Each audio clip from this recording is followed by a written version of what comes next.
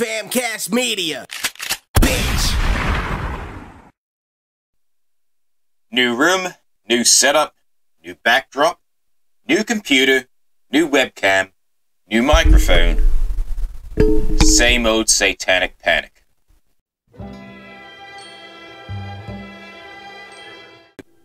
Good morning, demons and demonesses. It's gonna be the first time I actually record one of these fucking videos in the morning. As you can see, I'm in a completely different room. Just want to test out this new PC that I got. New PC and new webcam. Right now, I'm recording to you right in front of my makeshift satanic altar, where I do all of my prayers and ceremonies before I do, well, practically anything else. Now, some of you guys might be sighing in relief after the election results had came in. Some of you are probably happy that, you know, the crazy religious fundamentalist that we currently have in the White House is going to be kicked out.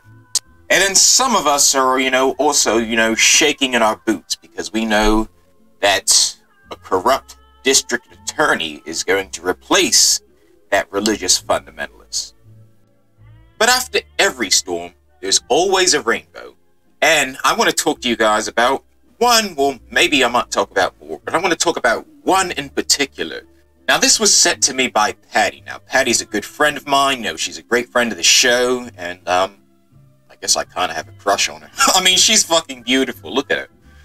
But either way, she sent me this story, and I almost jumped through the roof when I heard this. Sarah McBride to become the first transgender state senator in U.S. history.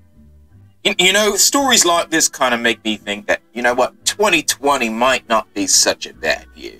Yeah, we had a lot of bad shit happen, but the year is coming to a close, there's only 1 month left, and we're starting to see a light at the end of the tunnel. Sarah McBride has won her Delaware State Senate race, poising her to become the first and only open transgender state senator in the United States and the country's highest-ranking transgender official. I hope tonight shows an LGBT kid that our democracy is big enough for them too. McBride, who's 30, tweeted Tuesday night after she won the election was called, "As Delaware continues to face the COVID crisis, it's time to get to work to invest in the policies that will make a difference for working families." She easily defeated Republican Steve Washington to represent Delaware's 1st Senate District. Incumbent Democrat Harris McDowell, who did not seek re-election after 44 years, has endorsed McBride. The 1st District covers Bellefonte, Claymont, and parts of Wilmington, the state's largest city.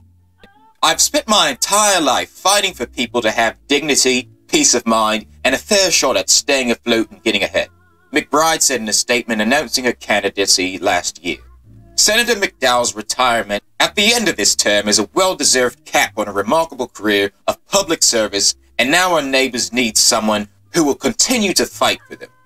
McBride, a former spokesperson for the LGBTQ advocacy group Human Rights Campaign, made national headlines in 2012 when she stepped down as American University's student body president and came out as trans in the school's student newspaper.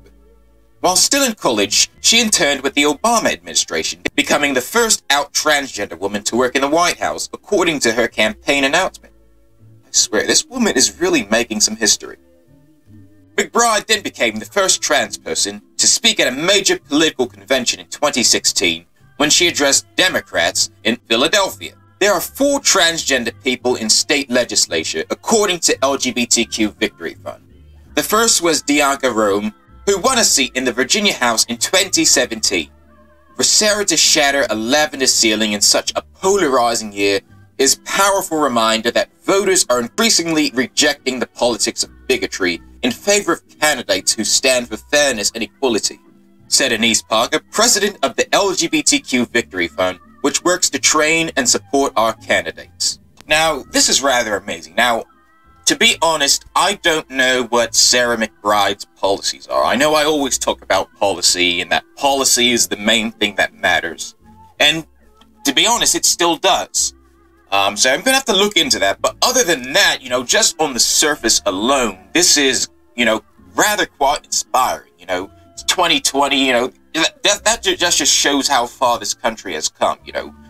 I mean, I can only wish that somebody like Harvey Milk was still alive, you know, to witness this. And, you know, like I said, 2020 has been a shit year, you know, between the COVID outbreak, between the economic depression, between, you know, all these other stuff that's going on in Congress and the Senate and the White House. And it's pretty much like an ongoing reality show, an ongoing episode of the House of Cards. Now, McBride wasn't the only LGBTQ candidate that won an election. In fact, there's been quite a few. I mean, so many that, shit, I don't even know if I can even make enough videos speaking about all of them, because there's just so fucking many. Like, they just all came at once. So I guess, you know, after 4 years of, you know, total despair, it kind of brought a lot of the voters out. And, you know, with the whole thing with, you know, that religious fundamentalist that we have on the Supreme Court, Amy Waffle-Cone, I guess that really inspired a lot of people to get out and, you know, take action. So to Senator McBride, I wish you much luck, much success, and, you know, I hope you have a very good term. But that's all I have to say about this. You guys, you know, stay metal, stay safe, hail Satan, and I'll see you guys in a bit.